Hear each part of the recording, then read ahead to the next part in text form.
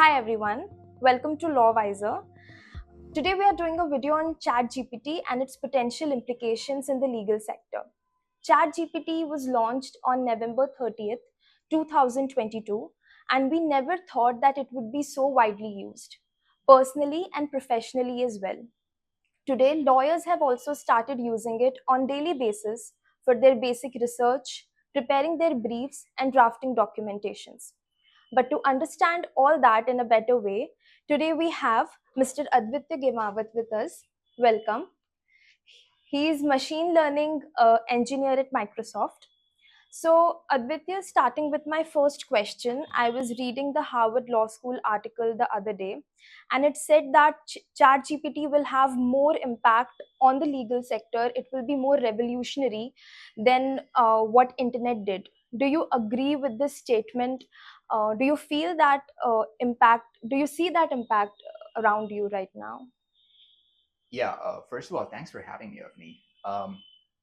Quite frankly, yes, because the reason is that the internet kind of brought in information retrieval capabilities.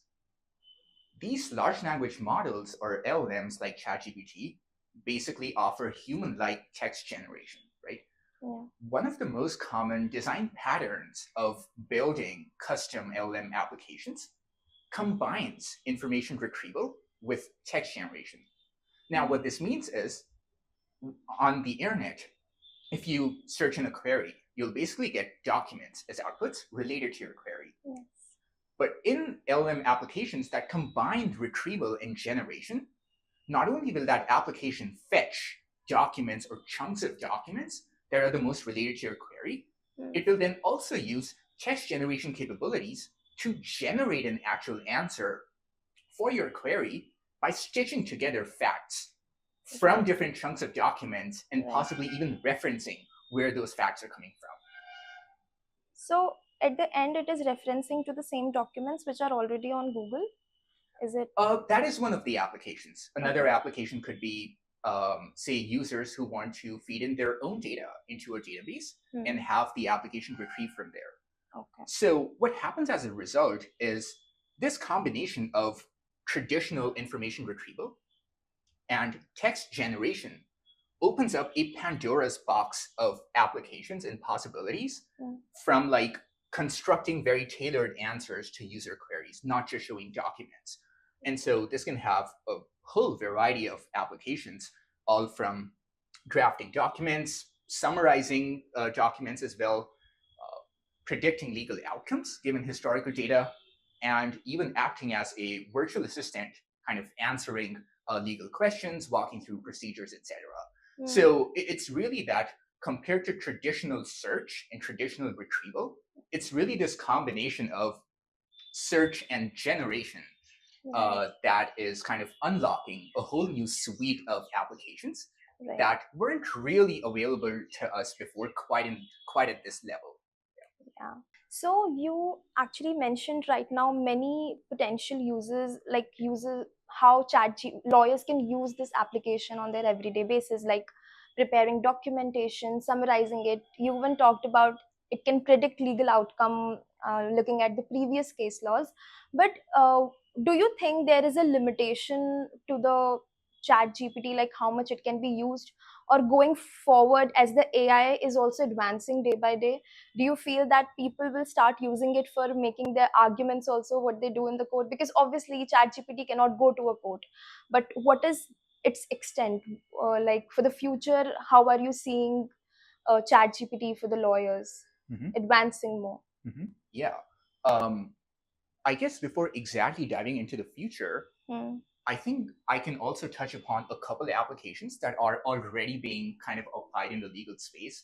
The good part is that I don't have to scratch my head trying to find applications because there are some examples that we already see. So I believe Case Text, which is like a legal research platform, has this product called Co-Counsel built on GPT-4 that already does a whole variety of legal tasks, all from drafting documents, summarizing documents, search on the user's own data. And they also have some very interesting legal tasks. Like one of them is identifying non-compliant language in a contract. Another interesting application is clause recognition or clause extraction, where given a contract, the LLM could extract clauses, dollar amounts, dates, things like that. That's very interesting. So this already exists. And there are other applications as well, but like Harvey.ai, they can tell you whether a clause in a contract may be in violation of some law like GDPR. So there are a lot of these applications that, some of these applications that exist. In terms of where it'll go in the future, because that is another standalone topic in itself, right? All of you are going to get automated, so wake up. I'm just kidding. So let me provide some context. So a former colleague of mine is actually working in this space. And when I was talking to them, so they kind of categorized incoming applications and future into two broad categories. One was tools for lawyers, which we've been talking about right now. The second one is automating the lawyer out of the loop. And before this sounds like very dystopian, let me clarify what that means. They more so meant it in the sense of providing personalized legal advice. That's one. And reducing the barrier for common people to get legal services. So say for certain levels of legal consultations, they may be able to use a virtual chatbot, or this might drive down the costs for people to get legal consultations. So that is one section of the application where some foundational or basic legal work could be kind of automated out. There are multiple other directions as well. One of the directions would be tackling agent-based applications, where the model would have access to the external world. This can be anything from an attorney's calendar to court rulings to live updates, etc. That also opens up applications. Another kind of applications could be multi-LLM setups, where instead of having one model that is doing all the work, you could kind of prompt a model to take a more complex challenge, break it down into subtasks or intermediate tasks, and have multiple models kind of work on those intermediate tasks and get you the results. And one last future application that I really want to highlight here is creation of legal benchmark datasets. This is something I feel that the legal fraternity can really help on, because the human experts in the legal space can actually try to create curated datasets for a whole variety of legal tasks, all from recognizing non-compliant languages, clause extraction, other kinds of tasks. And these benchmark datasets can be applied to future models that kind of get created in this space. So you want to say that everybody should learn how to give prompts rather than staying away from the application. But when I went to few of the law firms, they have banned ChatGPT right now. So why do you feel people still don't trust that application that much? Because people always say that there are many challenges and ethical considerations when it comes to ChatGPT at the end of the day. So why there is this barrier when it is helping people a lot professionally? Yeah, that's a great question, and I'm glad you brought this up, because large language models definitely have quite a few challenges today. Some of those challenges that are especially applicable in the legal space is, I think two of them come to mind. One is hallucinations. This has already happened before, where a lawyer in New York had actually generated some legal arguments from ChatGPT, used them in court, only to realize that those arguments were completely made up. The citations. Exactly.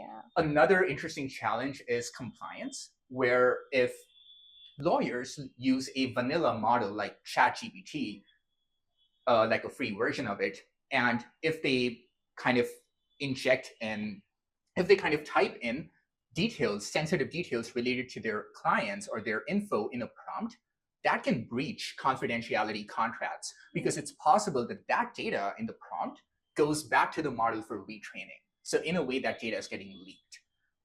So, and another reason why there might be hesitation to using these models is basically that, from my rudimentary understanding about the legal space, this space still requires high levels of human intervention and oversight. Yes. And it can even be mission critical to the clients. And so to mitigate this, some things that can be done is, of course, folks in the legal space can start to use like co-pilots, say to replace their traditional search activity. So like I personally love using Copilot on Bing, but then to tackle this problem more directly, right? Of like hallucinations to some extent, but definitely compliance, maintaining secrecy of their client's info, they can try to explore using these legal co-pilots that I described, like Co-Counsel, Harvey.ai, etc. Initially with free trials, but then perhaps think of getting an enterprise subscription if they have that level of use cases. Because in enterprise subscriptions, there are these privacy and security guarantees that are typically offered with these legal co-pilots. The way this works is that they usually have dedicated servers where they're running the model, and so the data does not go back to the model vendor like OpenAI or whatever.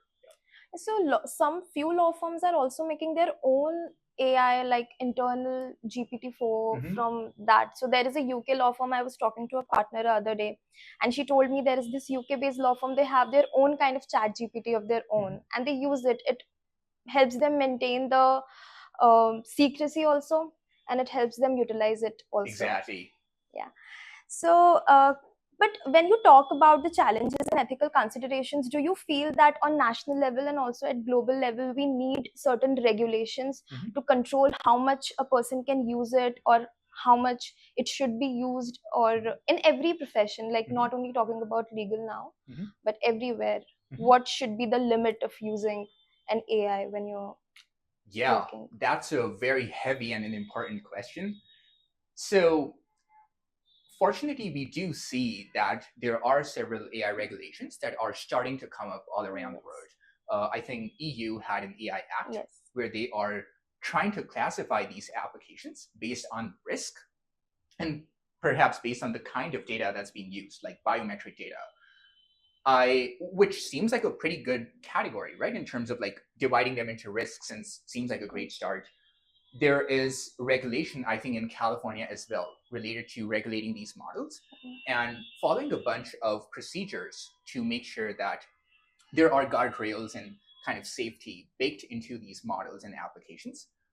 There was also an executive order that even went so specific as to say that models that are trained above 100 billion petaflops or mathematical operations should be regulated. I don't know if that's exactly the way to go about it, because now we're having smaller models with very similar performance levels, right?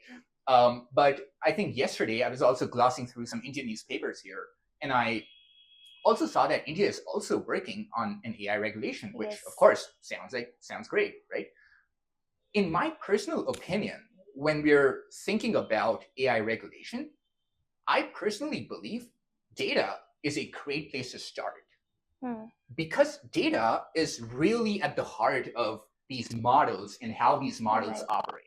So things like, how do we deal with PIIs, or personally identifiable information, biometric data, what kinds of data should be used, and if sensitive details are being used in model training, what should be the surfaces where these models are deployed, with special considerations for mission critical services like healthcare and law enforcement, etc. Right? So I personally believe that's a good place to start for sure, and I'm glad to see that like multiple countries around the world are now working towards it. So. Yes. We are seeing that shift where more and more regulations are coming each day around data and AI particularly.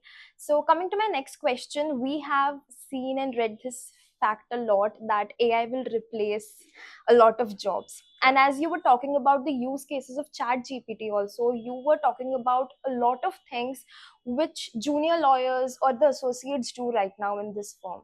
Do you think that going forward, this will replace the jobs of few people, or it will only replace the job of those who will not understand how to use ChatGPT properly? Yeah, I think there's definitely a lot of automation and acceleration and streamlining of several tasks that can be articulated pretty well in the form of a prompt. And so it is quite possible that those things can at least start to kind of get automated or at least streamlined by quite a bit, where say like a model could do a lot of that heavy lifting for the lawyers, right? It kind of feels like a reality where things are moving so fast in the AI space and across all these industries that it almost becomes paramount for us to kind of always be on our toes and trying to learn like the next best thing, and really trying to see how it can impact, how it can improve our productivity and our impact. So this is not to say that early in career lawyers will be automated or anything. As I also mentioned before, there's still high levels of human oversight that is required. Regulations are also catching up, and intangible things like building relationships with clients is something that can't really be fully automated by models, at least right now, for sure, right? So I definitely see that a lot of these foundational tasks have the potential to be kind of more streamlined by lawyers kind of using it so that they can enhance their productivity and impact, but there's still like really long ways to go in terms of doing different kinds of legal tasks and broadening the scope of the tasks that you're trying to make a model do. Sure. Yes, and coming to my last question, I wanted to know how much ChatGPT do you use every day? Oh my God. Personally and professionally, because I end up using it a lot. Whenever nowadays I end up using ChatGPT more than searching anything on Google, because I find it to be more, I can make it more personal. I can tweak it in a way I want to. So how much do you use it? Yeah, all the time of me, to be very honest with you. Probably more than I'd like to admit. So I pretty much have like replaced most of my search with using like Copilot on Bing, because I know that it can construct an answer for me, and it can provide me a variety of links that I can explore. It's only if I don't want just an answer, but I want to read an entire document to get really deep context, is when I might even go to traditional search. That's one. Second, I write code on a daily basis. So we also have these AI-based coding tools also built upon models like GPT-4, which can do a variety of coding tasks. And so I've been using it probably for a year now and can't imagine life without it anymore. But even aside from like professional use cases, there's also a lot of personal use cases that I have encountered in my life. So I've said this a couple of times before, but I think I'm going to repeat it, where this was probably the first time my mom took an interest in my work, because she had friends who were using ChatGPT to generate cooking recipes. And she felt that she was lagging behind. So she finally asked me, how do I use this? My dad might use ChatGPT to, auto-generate WhatsApp messages. And if my dad is watching, sorry, I just revealed it, that it works pretty well, right? So it's pretty good to see that these models are now becoming household brands in terms of their versatility of usage, their impact, and everyday users being able to use it. Right. It is now so widely used. It is everywhere. You cannot like escape from it now. So yeah, thank you so much for watching the video. I hope you found it informative, and if you have any questions, please mention it in the comment section below. Thank you so much for coming today. Thanks for having me.